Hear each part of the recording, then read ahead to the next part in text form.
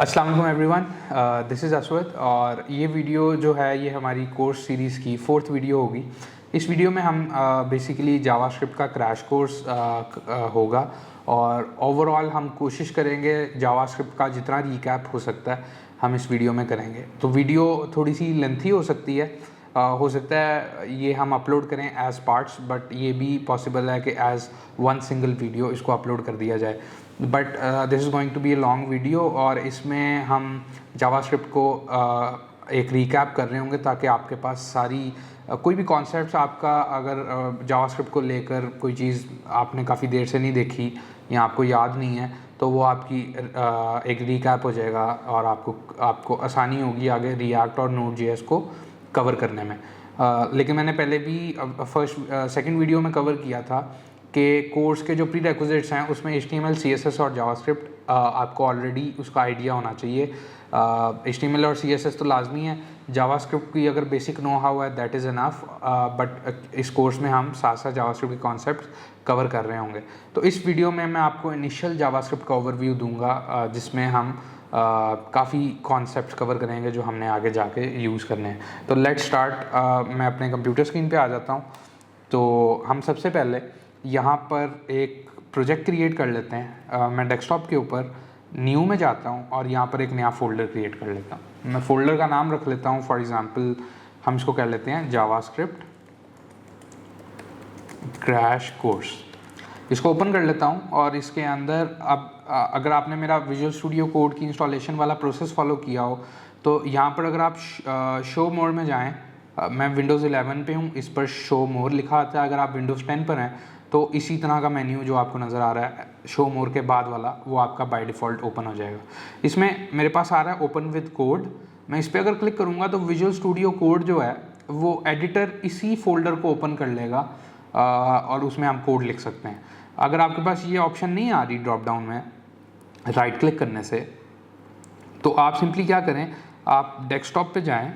अगर visual studio code desktop में है तो यहाँ से ओपन कर लें, नहीं तो विंडोज़ आइकन पे क्लिक करके सर्च कर लीजिएगा विजुअल स्टूडियो कोड की, इसको ओपन कर लें। मैं इसको यहाँ पर क्लिक करता हूँ, ये ओपन हो जाएगा। ओपन करने के बाद आपने यहाँ पर फाइल पे क्लिक करना है और इधर आपने चले जाना है ओपन फोल्डर पे। ओपन फोल्डर पे क्लिक करने के बाद मैंने जो नया फोल्डर बनाया था वो डेस्कटॉप पे बनाया था, आप उस पर आ जाइएगा और यहाँ पर आपने जावास्क्रिप्ट क्रैश कोर्स पे क्लिक कर लेना है। तो क्लिक करेंगे, सिलेक्ट फोल्डर पे क्लिक करेंगे, तो मैं इसको डोंट सेव कर देता हूँ। Yes I trust. ये आप देखें मेरे पास वो फोल्डर ओपन हो गया विजुअल स्टूडियो कोड में।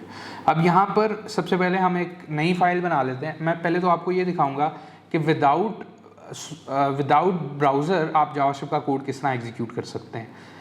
यहाँ पर एक क्वेश्चन आपके जहन में आ रहा होगा कि सो फार जो आपने, जैसा मैंने कहा प्री रिक्विजिट्स में आपने HTML, CSS, जावास्क्रिप्ट कवर की होगी, उसमें जावास्क्रिप्ट जो है वो आपने ब्राउज़र में रन करके देखी होगी। बट इस केस में हम ब्राउज़र का यूज़ नहीं करेंगे अभी के लिए, हम जावास्क्रिप्ट का कोड एग्जीक्यूट करवाएंगे विदाउट ब्राउज़र। वो किस तरह से होगा, हमने नोड.js इंस्टॉल किया था पिछले लेक्चर में। नोड.js अगर आपके पास इंस्टॉल्ड है तो नोड.js के थ्रू हम विदाउट ब्राउज़र जावास्क्रिप्ट एग्जीक्यूट कर सकते हैं। तो विजुअल स्टूडियो कोड में हमारा फोल्डर ओपन हो गया। यहाँ पर अब हम एक नई फाइल क्रिएट करेंगे। मैं न्यू फाइल पे क्लिक करता हूँ, राइट क्लिक करके इस पार्ट में। अगर ये पार्ट आपको नज़र नहीं आ रहा तो ये आप टॉप लेफ़्ट पे इस आइकन पे क्लिक करेंगे तो ये लेफ़्ट बार ओपन हो जाएगी जहाँ पर इस फोल्डर में तमाम फाइल्स जो क्रिएटेड हैं वो आपको नज़र आ रही होंगी। तो मैं यहाँ पर एक नई फाइल क्रिएट कर लेता हूँ और इसको मैं नाम दे देता हूँ demo.js का। इसमें अभी के लिए हम एक सिंपल जावास्क्रिप्ट की लाइन एंटर कर लेते हैं, console.log, जिसका आपको ऑलरेडी पता होगा। बेसिकली ये क्या करता है कि जहाँ पर आपका कोड एग्जीक्यूट होगा, अगर ब्राउज़र में है या कमांड लाइन में कोड एग्जीक्यूट हो रहा है, तो आपका ये जो स्टेटमेंट हम लिख रहे हैं, ये कोड, ये कुछ स्ट्रिंग जो आप इसको दे रहे हैं ये वो प्रिंट कर देगी टर्मिनल में। तो अगर मैं यहाँ पर लिखता हूँ for example testing environment out, तो इस कोड को अब हमने एग्जीक्यूट करवाना है। अब इस कोड को एग्जीक्यूट करवाने के दो तरीके हैं, या तो आप इसको ब्राउज़र में एग्जीक्यूट करवा सकते हैं या आप इस कोड को विदाउट ब्राउज़र भी रन करवा सकते हैं। अब अगर आपके पास नोड.js इंस्टॉल्ड है जो हमने पिछली वीडियो में कवर किया था, तो आप इस कोड को एग्जीक्यूट कर सकते हैं without browser directly on your system, browser के बगैर। तो इसको करने के लिए आपको क्या करना है, आपको फाइल क्रिएट करके, जिस तरह मैंने क्रिएट किया है उसमें ये लाइन लिख लें, और टेस्ट करने के लिए हम टर्मिनल ओपन कर लेते हैं। टर्मिनल किस तरह ओपन करना है, ये बॉटम लेफ्ट पे आपको यहाँ पर ये आइकन्स नज़र आ रहे होंगे, आप इस पर क्लिक करें। क्लिक करने के बाद यहाँ पर टर्मिनल में जाएं और यहाँ पर आपने सबसे पहले चेक कर लीजिएगा कि नोड आपका अभी भी प्रॉपर्ली कॉन्फ़िगर्ड है। तो नोड -v करेंगे तो आपके पास नोड का वर्जन आने लग जाएगा। अब इस कोड को एग्जीक्यूट करने के लिए आपको करना है नोड demo.js, एंटर करेंगे तो आप देख सकते हैं कि जो जावास्क्रिप्ट का कोड था वो एग्जीक्यूट हो गया। और ये किस तरह हुआ है, without browser, without any HTML और एनीथिंग, हमने जावास्क्रिप्ट का कोड एग्जीक्यूट किया है डायरेक्टली अपने सिस्टम पे। तो Node.js के थ्रू हम ये चीज़ कर सकते हैं। तो इस वीडियो में हम इसी का यूज़ करेंगे अपने कोड को एग्जीक्यूट करवाने के लिए, ताकि आपको क्लियरली कमांड लाइन में नज़र आने लग जाए कि हो क्या रहा है। मैं यहाँ पर एक नई फाइल क्रिएट कर लेता हूँ, इस फाइल को मैं डिलीट कर देता हूँ। तो डिलीट कर देते हैं और मैं यहाँ पर एक फ़ाइल क्रिएट कर लेता हूँ जिसको मैं नाम देता हूँ चीट शीट का, cheatsheet.js। ये शीट जो है, ये जो कोड मैं लिखूँगा ये आपके साथ शेयर हो जाएगा नीचे डिस्क्रिप्शन में ही। तो जब आप उस लिंक को ओपन करेंगे तो आपके पास ये कोड अवेलेबल होगा। अगर आप रिकैप करना चाह रहे हैं या देखना चाह रहे हैं कि कोड किस तरह, क्या कोड था एग्जैक्टली, या कल को इन फ्यूचर आप रेफरेंस करना चाह रहे हैं, तो ये कोड आपके पास अवेलेबल रहेगा। तो मैं यहाँ पर कोड लिखता हूँ, मैं अपने टर्मिनल को भी क्लियर कर लेता हूँ। क्लियर करने के लिए कमांड है CLS की, तो आपका कमांड लाइन क्लियर हो जाएगा। और एट द सेम टाइम मैं ऊपर कोड लिखना स्टार्ट कर देता हूँ। तो सबसे पहले हम ये देखते हैं कि हमने किस तरह से जावास्क्रिप्ट में फॉर एग्जांपल कुछ चीज़ प्रिंट करवा सकते हैं या कुछ चीज़ आउटपुट करवा सकते हैं। तो इसकी एक एग्जांपल देख लेते हैं, आपको ऑलरेडी पता होगा। सबसे पहले मैं कमेंट एंटर कर लेता हूँ, लॉगिंग और प्रिंटिंग आउटपुट, हम आउटपुट कह लेते हैं इसको। ये एक कमेंट है। अब कमेंट क्या होता है, अगर आपको ऑलरेडी नहीं पता, अगर हम किसी भी लाइन के शुरू में / एंटर करेंगे, // और उसके बाद कुछ टेक्स्ट लिखेंगे, तो जावास्क्रिप्ट को जब हम एग्जीक्यूट करवाएंगे तो वो जो लाइन है वो कोड कंसिडर नहीं होगी, वो एग्जीक्यूट नहीं होगी, वो सिर्फ सिर्फ आपके रेफरेंस के लिए। आप कोड में अगर नोट्स बनाना चाह रहे हैं या अपने रेफरेंस के लिए कुछ लिखना चाह रहे हैं विदाउट जावास्क्रिप्ट, मतलब एग्जीक्यूट नहीं करवाना चाह रहे उसको, तो आप इस तरह से कर सकते हैं। तो ये कमेंट मैंने लिख दिया आपके रेफरेंस के लिए, ताकि आप देख सकें कि हो क्या रहा है, इसके नीचे कोड क्या लिख रहे हैं हम। मैं यहाँ पर अब लिखता हूँ console.log और यहाँ पर मैं लिख देता हूँ for example hello world. Enter करते हैं, सेव करते हैं और मैं दोबारा से यहाँ पर लिखता हूँ नोड चीट शीट.js। तो ये आप देख सकते हैं मेरे पास हेलो वर्ल्ड लिखा आ गया। एक तो ये तरीका है आउटपुट करवाने का, console log। नॉर्मली हम इसका यूज़ करते हैं, फॉर एग्जांपल हमने कोई कॉम्प्लेक्स कोड लिखा है और हम उसकी कोई आउटपुट देखना चाह रहे हैं, तो हम console log के थ्रू अपना आउटपुट या जो रिज़ल्ट है उसको प्रिंट करवा सकते हैं। इसका आगे फर्दर भी हम और भी यूज़ करेंगे। इसके अलावा आपके पास एक है और कमांड लाइन की ऑप्शन console.error, और इसमें for example some error occurred अगर मैं लिखता हूँ और इसको हम प्रिंट करवाते हैं, तो ये console.error है। टर्मिनल में अगर आप देखें तो इस पर कोई ख़ास आपको हाईलाइटिंग नज़र नहीं आएगी, लेकिन जब आप ब्राउज़र में इसको आउटपुट करवा रहे होंगे तो ये प्रॉपर्ली रेड कलर में आएगा। तो लेकिन console.error भी आप यूज़ कर सकते हैं। इसके अलावा जो आपके पास जो फंक्शंस हैं वो कन्फर्म और अलर्ट का भी फंक्शन होता है, जो हम ब्राउज़र में यूज़ करते हैं। But for this right now आपके लिए ये दो फंक्शंस जानने ज़रूरी हैं कि console.error हम यूज़ करेंगे अगर कभी हमने एरर को आउटपुट करवाना है, console.log हम यूज़ करेंगे अगर हमने कोई डेटा कोई स्ट्रिंग आउटपुट करवानी है। तो एक तो ये चीज़ हमने कवर कर ली। उसके बाद नेक्स्ट टॉपिक पे चलते हैं, जो कि हैं वेरिएबल्स। अब वेरिएबल्स क्या होते हैं? कोई भी प्रोग्रामिंग लैंग्वेज में जब हम काम करते हैं या कोई कोड लिखना होता है, जब हमने फॉर एग्जांपल हम एक प्रोग्राम बनाना चाह रहे हैं फॉर एडिशन एंड सब्ट्रैक्शन, एक सिंपल सी चीज़ है, कैलकुलेटर्स आपके पास आजकल अवेलेबल हैं, तो इस तरह का प्रोग्राम आप बनाएंगे नहीं वैसे नॉर्मली, लेकिन जस्ट इन केस आप एक प्रोग्राम बनाना चाह रहे हैं जिसमें आप एडिशन करना चाह रहे हैं दो नंबर्स की, तो नंबर जो पहला नंबर है, जो दो नंबर्स को आपने प्लस करना है, उसमें पहला नंबर आपको अपने प्रोग्राम में कहीं पर स्टोर करवाने की ज़रूरत पड़ेगी और दूसरा नंबर भी प्रोग्राम में कहीं पर स्टोर करवाने की ज़रूरत पड़ेगी। तो वेरिएबल्स बेसिकली क्या अलाउ करते हैं किसी भी प्रोग्रामिंग लैंग्वेज में कि आप एक वेरिएबल बना लें फॉर फर्स्ट नंबर, एक और वेरिएबल बना रहे हैं फॉर सेकंड नंबर। वो आपको मेमोरी में कुछ जगह मिल जाती है, जहाँ पर अपने सिस्टम की रैम में या मेमोरी में जगह मिल जाती है आपको, जहाँ पर आप पहला नंबर और दूसरा नंबर स्टोर कर सकते हैं। तो मैं एक वेरिएबल बना लेता हूँ। वेरिएबल बनाने का क्या तरीका है, लेटेस्ट जावास्क्रिप्ट में आप यूज़ करते हैं लेट का। पहले एक और कीवर्ड यूज़ किया जाता था वार, जो कि VAR पहले यूज़ किया जाता था, बट अब लेटेस्ट जावास्क्रिप्ट के साथ रिकमेंडेड है कि आप लेट का ही यूज़ करें। लेट हम यूज़ कर सकते हैं फॉर वेरिएबल डिक्लेरेशन। तो मैं फॉर एग्जांपल एक वेरिएबल बना लेता हूँ सम, मैं कहता हूँ नंबर 1, और इसको मैं कोई वैल्यू असाइन कर सकता हूँ, ठीक है। तो ये वेरिएबल्स होते हैं कि आप वेरिएबल कोई, मैं एक और नंबर बना लेता हूँ नंबर 2, ठीक है, इज इक्वल टू 3 4 5।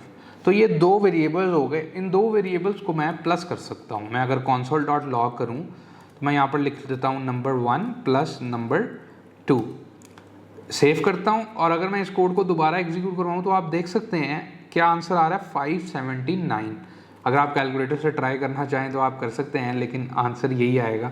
तो ये एक एग्जांपल है कि वेरिएबल्स का हम यूज़ किस तरह से करते हैं। तो वेरिएबल्स का आपको आइडिया हो गया, लेकिन यहाँ पर ज़रूरी है कि अब आपको ये तो पता चल गया है कि वेरिएबल्स बनते किस तरह से हैं, लेकिन वेरिएबल्स ज़रूरी नहीं है कि वेरिएबल्स में सिर्फ नंबर स्टोर करवा दिए जाएँ। वेरिएबल्स में काफ़ी मुख्तलिफ़ किस्म का डेटा स्टोर किया जा सकता है। मैं आपको एग्जांपल देता हूँ कि यहाँ पर बाय द वे हम एक और चीज़ भी कर सकते हैं। यहाँ पर मैं यहाँ पर अगर सम करूँ और कहता हूँ नंबर 1 प्लस नंबर 2, और मैं यहाँ पर प्रिंट करवा देता हूँ सम को, तो हमारी आउटपुट सेम रहेगी 579। तो वेरिएबल्स का इस तरह से यूज़ किया जा सकता है। अब हम आगे चलते हैं और हम ये देखते हैं कि हम वेरिएबल्स के थ्रू किस तरह का डेटा स्टोर किया जा सकता है। तो डेटा टाइप्स होती हैं, मुख्तलिफ प्रोग्रामिंग लैंग्वेजेस में मुख्तलिफ डेटा टाइप्स होती हैं, बट अभी के लिए हम ये देखते हैं कि जावास्क्रिप्ट में कौन सी मुख्तलिफ टाइप्स हैं जो हम सबसे ज़्यादा यूज़ करेंगे इन दिस कोर्स। तो सबसे पहली डेटा टाइप है स्ट्रिंग की। स्ट्रिंग क्या होता है, फॉर एग्जांपल आप एक वेरिएबल बनाना चाहते हैं जिसमें आप अपना नाम स्टोर करवाना चाहते हैं, या आपका कोई यूज़र है आप उसका नाम स्टोर करवाना चाह रहे हैं, ठीक है। तो मैं कर लूँगा let name is equal to Aswad Ali. तो ये नेम हो गया। तो ये इसको कहते हैं स्ट्रिंग, जो आप सिंगल कोट्स में रैप करते हैं। आप डबल कोट्स में भी इसको रैप कर सकते हैं, डबल कोट्स भी रख सकते हैं आप, सिंगल कोट्स भी रख सकते हैं। बट मेक श्योर करें कि जब आप कोड लिख रहे हों तो अगर आप सिंगल कोट यूज़ कर रहे हैं तो through out code single quotes का यूज़ करें। अगर आप डबल कोट यूज़ कर रहे हैं तो थ्रू आउट कोड जो है डबल कोट्स का यूज़ करें। मैं वैसे रेकमेंड करता हूँ नॉर्मली कि आप डबल कोट्स का यूज़ करें, क्योंकि अगर आप for example double quotes use करते हैं तो इसमें अगर मैं असवद अली लिखता हूँ तो मैं सिंगल कोटेशन डाल के असवद अलीज़ ये भी लिख सकता हूँ। बट अगर आप सिंगल कोट का यूज़ कर रहे हैं तो आपके लिए ये करेंगे तो ये देखें यहाँ पर एरर आने लग गया, ये रेड हो गया। तो आपको यहाँ पर फिर बैकस्लैश डाल के उसको ठीक करना पड़ता है। आपको ये अंदर वाली कोड को एस्केप करना पड़ता है। ये बेसिकली जो करेक्टर मैंने यूज़ किया है इसको एस्केप करेक्टर कहते हैं। तो अगर आप ये एस्केप करेक्टर्स डालने से बचना चाहते हैं तो बेहतर है कि आप डबल कोट्स का यूज़ कर लें।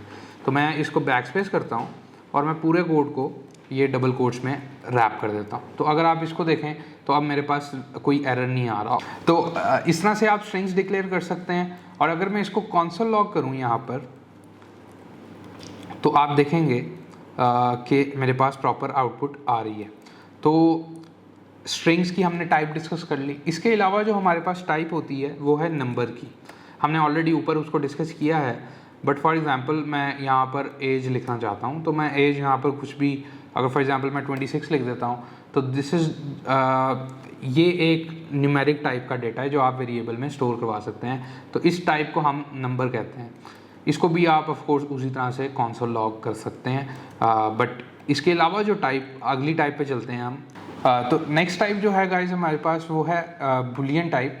और बुलियन टाइप हम नॉर्मली यूज़ करते हैं टू स्टोर टू वैल्यूज़। या तो उसकी वैल्यू 0 हो सकती है या 1 हो सकती है। 0 मतलब फॉल्स और ट्रू मतलब 0 मतलब फॉल्स और 1 मतलब ट्रू। तो ये बेसिकली फॉर एग्जांपल हम एक वेरिएबल बनाते हैं, अगर इज़ एडल्ट का let is adult is equal to हम 1 कह देते हैं, तो दैट मीन्स कि फॉर एग्जांपल ये जो बंदा है ये एक एडल्ट है।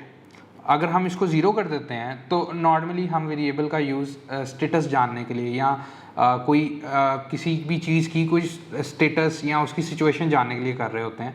तो अगर मैं 0 करता हूँ दैट मीन्स कि this person is not an adult. अगर मैं 1 करता हूँ that means this person is an adult. ये लॉजिक पॉइंट ऑफ व्यू से कह रहा हूँ, बाकी आप बुलियंस का तो कुछ भी इस्तेमाल कर सकते हैं, बट 0 और 1 की वैल्यू ही इनको असाइन की जा सकती है। आप इसको ट्रू भी कह सकते हैं, फॉल्स भी कह सकते हैं। तो बेहतर ये रहता है कि 0-1 यूज़ करने की बजाय आप ट्रू या फॉल्स का कीवर्ड इस्तेमाल करें। तो कीवर्ड्स क्या होते हैं मैंने पहले एक्सप्लेन नहीं किया। कीवर्ड्स बेसिकली बिल्ट इन कुछ इस तरह के वर्ड्स होते हैं जो लैंग्वेज में यूज़ हो रहे होते हैं।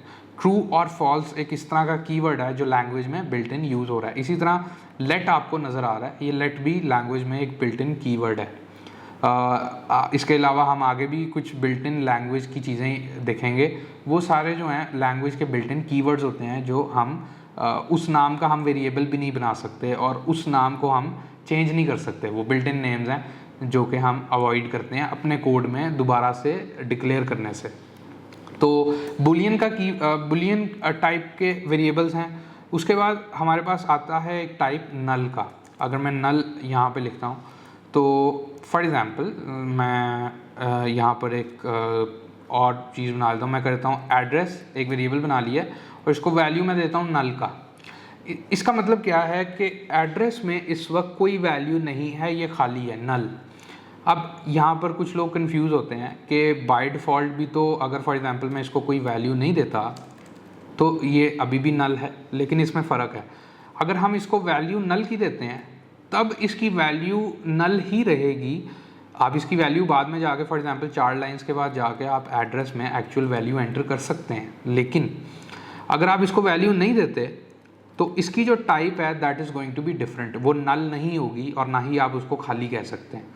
मैं यहाँ पर आपको करके दिखा देता हूँ। अगर मैं यहाँ पर नीचे कॉन्सोल लॉग करता हूँ एड्रेस को और कमांड लाइन में जाता हूँ,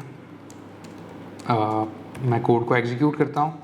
यहाँ पर अगर आप देखें तो आउटपुट आ रही है नल। अगर मैं इसको कोई वैल्यू असाइन नहीं करता एड्रेस को, तो अब अगर आप देखेंगे कि आउटपुट क्या आती है तो वो डिफरेंट है, वो लिखा आ रहा है अनडिफाइंड। तो जावास्क्रिप्ट में जब भी आप लेट का कीवर्ड यूज़ कर रहे हैं और आप कोई वेरिएबल बनाते हैं तो वैल्यू दिए बगैर, इसको हम कहते हैं इसको डेक्लेरेशन कहते हैं। और जब हम वैल्यू भी इसको असाइन करते हैं at the same time, for example मैं इसको कहता हूँ फॉल्स या कोई स्ट्रिंग है, तो this is initialization at the time of declaration. अगर मैं ये नहीं देता उसको वैल्यू तो ये सिर्फ डेक्लेरेशन है, इसको इनिशियलाइज नहीं किया, कोई वैल्यू नहीं दी, तो ये एक अनइनिशियलाइज्ड वेरिएबल इसको कहा जाता है। तो अनइनिशियलाइज्ड वेरिएबल्स की जो वैल्यू होती है जावास्क्रिप्ट में वो बाय डिफ़ॉल्ट अनडिफाइंड होती है। और एक चीज़ याद रखिएगा कि undefined is not equal to null. इसकी डिटेल हम अभी थोड़ी देर बाद वीडियो में डिस्कस करेंगे। तो ये एक टाइप होगी। हमने जो टाइप्स अब डिस्कस किए हैं मैं रिकैप कर देता हूँ। एक टाइप हमने डिस्कस किया स्ट्रिंग की, एक टाइप हमने डिस्कस की है नंबर, एक टाइप हमने डिस्कस की है बुलियन की, और एक टाइप हमने डिस्कस किया नल की। और in addition to that undefined भी एक टाइप है, ठीक है। अगर मैं यहाँ पर एक एग्जांपल आपके लिए रख देता हूँ, अनइनिशियलाइज्ड या अनडिफाइंड, मैं इसको वैसे ही नाम ही अनडिफाइंड वेरिएबल का देता हूँ ताकि आपके पास रेफरेंस में मौजूद रहे। तो ये कुछ टाइप्स हैं जो आपने अपने जहन में रखनी है। इसके अलावा जो टाइप्स हैं वो हम अभी डिस्कस करते हैं। ओके, इसके अलावा गाइज आप एक और टाइप डिफ़ाइन कर सकते हैं जिसको हम फ्लोट कहते हैं इन एडिशन टू नंबर्स। अगर मैं यहाँ पर फ्लोट टाइप का, फ्लोट बेसिकली क्या होता है कि कुछ चीज़ें इस तरह की होती हैं जिसमें आपको डेसिमल पॉइंट्स की ज़रूरत होती है। डेसिमल पॉइंट्स आपने मैथमेटिक्स में बहुत ज़्यादा यूज़ किए होंगे। तो मैं यहाँ पर एक वेरिएबल बना देता हूँ हाइट का और इसको मैं वैल्यू दे देता हूँ। फॉर एग्ज़ाम्पल अगर किसी की हाइट 5 फुट 8 है तो हम 5.8 लिख सकते हैं यहाँ पर। तो दिस इज़ अ फ्लोट और डेसिमल पॉइंट नंबर, और आप जावास्क्रिप्ट में इस तरह के वेरिएबल्स बनाते हैं। तो इस वीडियो के लिए गाइज इतना ही। हम ऑलरेडी ये वीडियो काफ़ी लंबी हो गई है, तो हम नेक्स्ट वीडियो में कंटिन्यू करेंगे आगे फर्दर कॉन्सेप्ट्स के साथ। इस वीडियो में हमने वेरिएबल्स कवर किए हैं जावास्क्रिप्ट में, और ये डिस्कस किया है कि किस तरह से आउटपुट करवाया जा सकता है टर्मिनल में। जहाँ पर हमने लास्ट सेशन में छोड़ा था, वेरिएबल्स हमने डिस्कस कर लिए थे लास्ट सेशन में, और इस वीडियो में हम आगे फर्दर देखेंगे। और इस वीडियो का जो स्टार्टिंग पॉइंट है वो ये है कि हम सबसे पहले ये देखेंगे कि कोई भी वेरिएबल अगर डिफाइंड है हमारे कोड में, तो हम किस तरह से उसकी टाइप चेक कर सकते हैं। तो फॉर एग्जांपल मैं यहाँ पर हम जो हमारी लास्ट वीडियो में फाइल जो मैंने यूज़ की थी, हम उसी में कोड कंटिन्यू करते हैं, क्योंकि at the end of this video हम अपडेटेड कोड इसी फाइल, सिंगल फाइल में आपके साथ शेयर कर देंगे। यहाँ पर अगर आप देखें, मैं टाइप डाल देता हूँ, टाइप ऑफ ऑपरेटर, कमेंट डाल देता हूँ रेफरेंस के लिए। तो टाइप ऑफ ऑपरेटर एक इस तरह का ऑपरेटर होता है, कीवर्ड होता है जावास्क्रिप्ट के अंदर, जो हमें किसी भी डिफाइंड वेरिएबल की टाइप बता देता है। तो अगर मैं यहाँ पर console.log करूँ और यहाँ पर मैं कहता हूँ टाइप ऑफ नेम, यहाँ पर मैं सेमीकोलन डालता हूँ और मैं नीचे आता हूँ, कमांड लाइन में मैं इसको एग्जीक्यूट करवाता हूँ, तो आप देखें यहाँ पर स्ट्रिंग लिखा आ रहा है। अब मैंने पहले एक्सप्लेन किया है कि जो स्ट्रिंग है वो इस तरह से डिक्लेयर की जाती है, तो इसकी आउटपुट हमारे पास बिल्कुल ठीक आ रही है।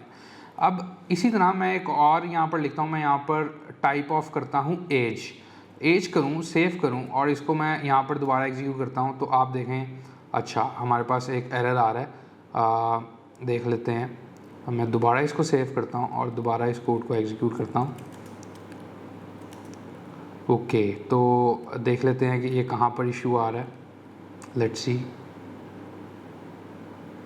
ओके, ये गलती से शुरू में कुछ टेक्स्ट ऐड हो गया, इसको रिमूव कर देता हूँ मैं और दोबारा से एग्जीक्यूट करते हैं। तो ये आप देखें यहाँ पर नंबर लिखा आ रहा है, क्योंकि एज जो थी वो एक नंबर थी 26। मैं अब यहाँ पर console.log करता हूँ दोबारा से, टाइप ऑफ, और अब हम चेक करते हैं हाइट को, सेव करता हूँ और इसको दोबारा से console.log करते हैं, तो इसकी भी टाइप नंबर ही आ रही है। तो जावास्क्रिप्ट में क्या होता है बेसिकली, चाहे डेसिमल पॉइंट नंबर हो या नॉर्मल एक नंबर हो, होल नंबर हो, दोनों केसेस में जो आउटपुट आएगी टाइप ऑफ की वो नंबर ही आएगी। नेक्स्ट वेरिएबल की हम चेक करते हैं कि क्या टाइप आ रही है। इज़ एडल्ट, इसकी टाइप चेक करते हैं और मैं console.log करता हूँ, तो आप देखें यहाँ पर लिखा आ रहा है Boolean, which is the correct type जो हमने डिफाइन की थी, ट्रू किया था। अगर मैं ज़ीरो करता हूँ ना और अब इसकी टाइप चेक करते हैं, तो अब देखें इसकी टाइप नंबर आ रही है। तो that is very important to know कि ट्रू और फॉल्स का कीवर्ड अगर आप यूज़ कर रहे हैं तो जावास्क्रिप्ट को समझ आ जाएगी कि आपकी टाइप क्या है वेरिएबल की। अगर आप 0 और 1 का यूज़ करते हैं बुलियंस के लिए, तो जावास्क्रिप्ट के लिए मुश्किल हो जाएगा ये जानना कि ये नंबर है या बुलियन है। बाय डिफ़ॉल्ट वो फिर इसको एक बुलियन, एक नंबर कंसिडर करता है। तो मेक श्योर कि आप प्रॉपर कीवर्ड्स का यूज़ करें जहाँ पर आपको पता है कि आप बुलियंस यूज़ कर रहे हैं या नंबर्स यूज़ कर रहे हैं। अगला वेरिएबल चेक करते हैं, यहाँ पर आ रहा है एड्रेस, तो मैं करता हूँ console.log टाइप ऑफ और मैं कहता हूँ एड्रेस। तो लेट्स सी कि इसकी आउटपुट क्या आती है। आप देख सकते हैं इसकी आउटपुट ऑब्जेक्ट आ रही है, विच इज़ वेरी वियर्ड। हमने इसकी टाइप क्या रखी थी, नल। होता क्या है जावास्क्रिप्ट में, नल को एक ऑब्जेक्ट कंसिडर किया जाता है। तो जावास्क्रिप्ट में जब भी आप नल ऐड कर रहे हैं तो नल को कोई टाइप कंसिडर नहीं करते, तो नल की जब आप टाइप ऑफ यूज़ करेंगे तो उसको आउटपुट जो है वो ऑब्जेक्ट आएगी। ऑल्दो जावास्क्रिप्ट में नल को एक अलग टाइप कंसिडर किया जाता है, बट टाइप ऑफ ऑपरेटर का जब आप यूज़ करेंगे तो उसकी आउटपुट ऑब्जेक्ट आएगी। तो दैट इज़ समथिंग कि अगर आप कभी टाइप ऑफ के थ्रू कोई लॉजिक लिख रहे हो तो आपको ये पता होना चाहिए। अब इसके अलावा हमारे पास एक और वेरिएबल रह गया जो कि अनडिफाइंड वेरिएबल नाम से एक वेरिएबल है। इसकी टाइप चेक करते हैं, मैं यहाँ पर लिखता हूँ अनडिफाइंड वेरिएबल और सेव करता हूँ, तो देखते हैं कि क्या आउटपुट आती है। उस अनडिफाइंड के केस में प्रॉपर आउटपुट आई है जो कि आ रही है अनडिफाइंड। तो दिस इज समथिंग के नल के केस में ऑब्जेक्ट, अनडिफाइंड के केस में प्रॉपर टाइप आ रही है जो कि अनडिफाइंड है। तो टाइप ऑफ ऑपरेटर का हमारा ये यूज़ होता है।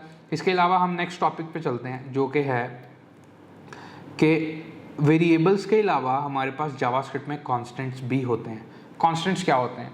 कुछ चीज़ें इस तरह की होती हैं, कुछ वैल्यूज़ इस तरह की होती हैं जो आप अपने कोड में रखना चाहते हैं। फॉर एग्जांपल आप कोई इस तरह का वैल्यूज़ बनाना चाह रहे हैं जो लेटर ऑन कोड में आपने यूज़ करनी है, तो और वो वैल्यूज़ कभी चेंज नहीं होंगी, तो उनको हम कॉन्स्टेंट्स कहते हैं। और उस केस में हम जावास्क्रिप्ट के लिए जावास्क्रिप्ट में कॉन्स्टेंट्स का फीचर यूज़ करते हैं।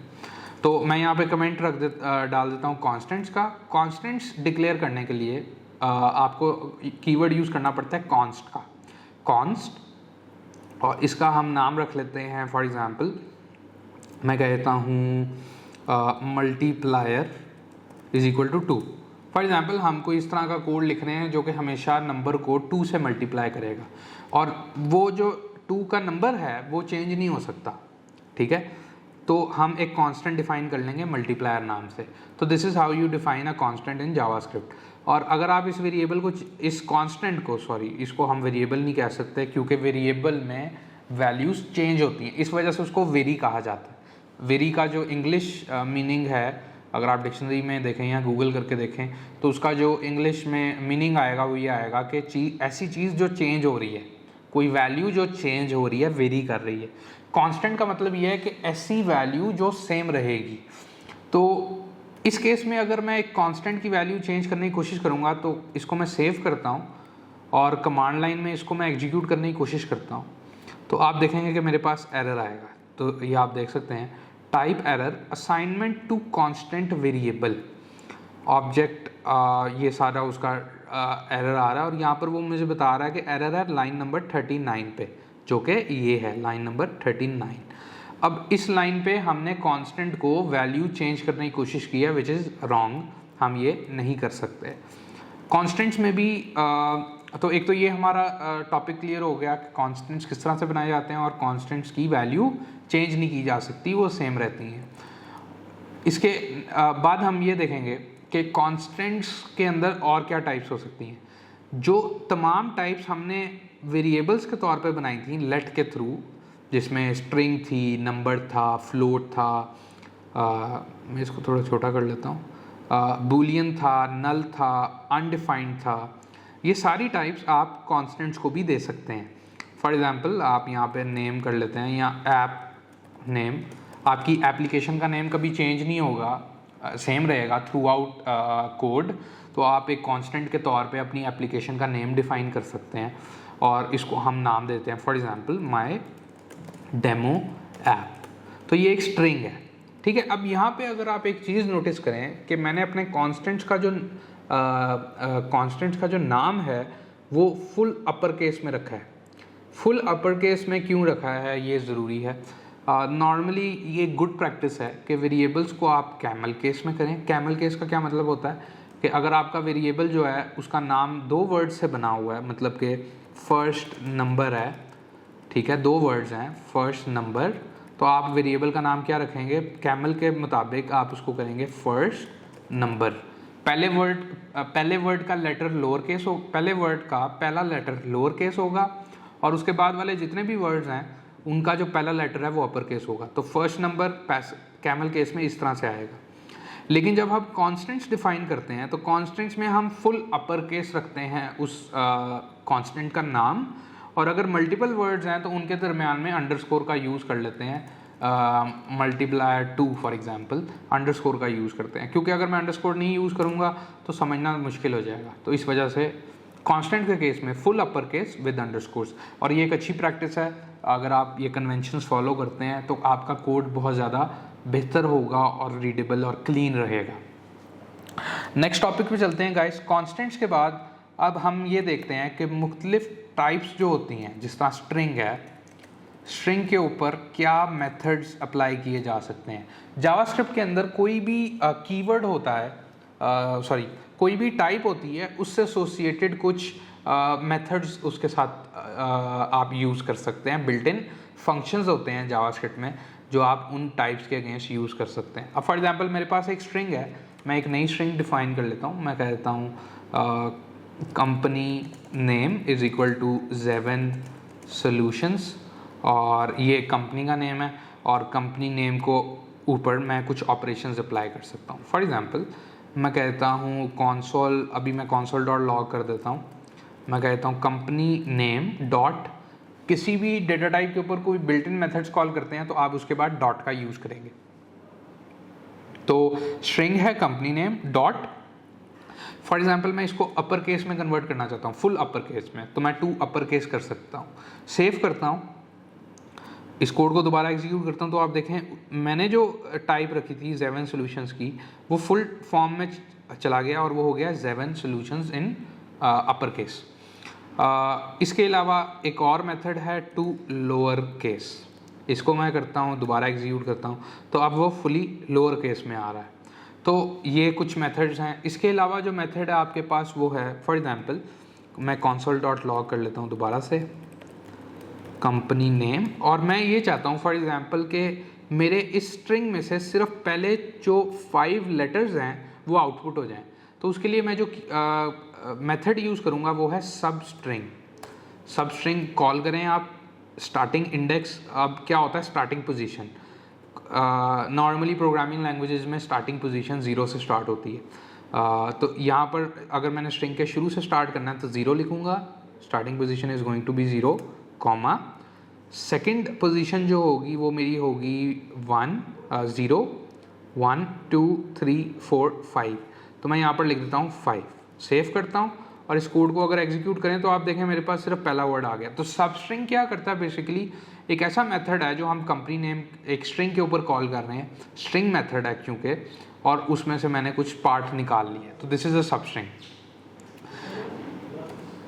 ओके, इसके अलावा जो हमारे पास मेथड है, by the way guys, methods जितने भी होते हैं वो फंक्शंस भी कहा जाता है उनको, और जब भी हम मेथड्स या फंक्शंस को कॉल करते हैं तो उनके ऊपर हम ये एंड पर ये ब्रैकेट्स का यूज़ करते हैं, और नॉर्मली जो फंक्शंस और मेथड्स होते हैं उनको कुछ और डेटा भी पास किया जा सकता है जिसको हम आर्ग्यूमेंट्स कहते हैं। लेटर ऑन आगे जो वीडियोस आएंगी उसमें हम फंक्शंस और मेथड्स की डिटेल डिस्कस करेंगे, तो आपको आर्ग्यूमेंट्स और पैरामीटर्स का मैं एक्सप्लेन करूँगा। अभी के लिए आप बस ये समझ जाएं कि जब हम कोई मेथड कॉल करेंगे तो उसमें हम कुछ डेटा पास कर सकते हैं इस तरह से।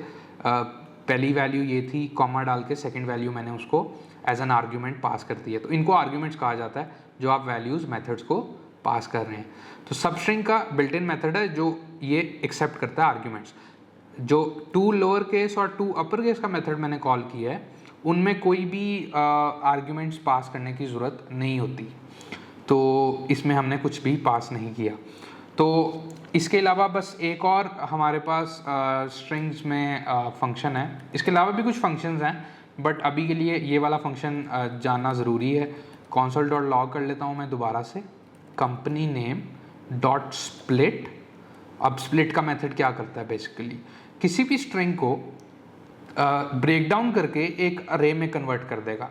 अरे क्या होता है, बेसिकली एक ऐसा स्ट्रक्चर है, वेरिएबल के अंदर ही हम उस स्ट्रक्चर को स्टोर करते हैं, बट वो बेसिकली एक इस तरह का स्ट्रक्चर है जिसमें आप मल्टीपल वैल्यूज़ को स्टोर कर सकते हैं। मैंने पहले कहा था कि हम एक वेरिएबल बनाते हैं और उसमें एक ही वैल्यू स्टोर कर सकते हैं, मतलब 1 हो सकती है वो वैल्यू, 45 हो सकती है, असवद अली एक स्ट्रिंग हो सकती है वो, या ट्रू फॉल्स हो सकती है, लेकिन वो एक सिंगल वैल्यू है जो हमने वेरिएबल को असाइन कर दी है।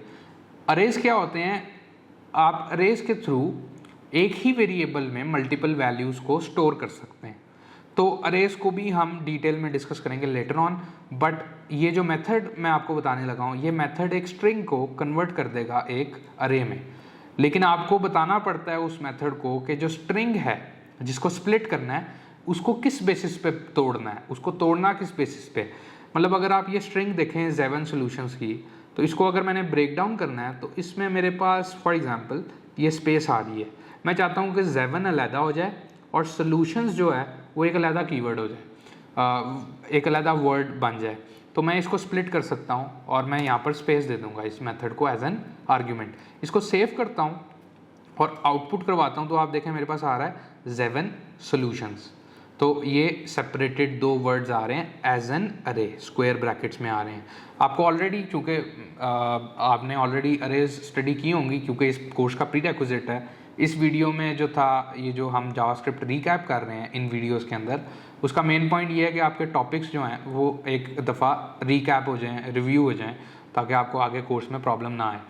तो होपफुली आपको थोड़ा बेहतर आइडिया हो गया होगा। आगे फर्दर वीडियोस में हम अरेज और ऑब्जेक्ट्स और फंक्शंस, मेथड्स, ऑब्जेक्ट्स, ये सारा टॉपिक्स डिस्कस करेंगे। But for this video this is it. Thank you very much guys and अल्लाह हाफिज़।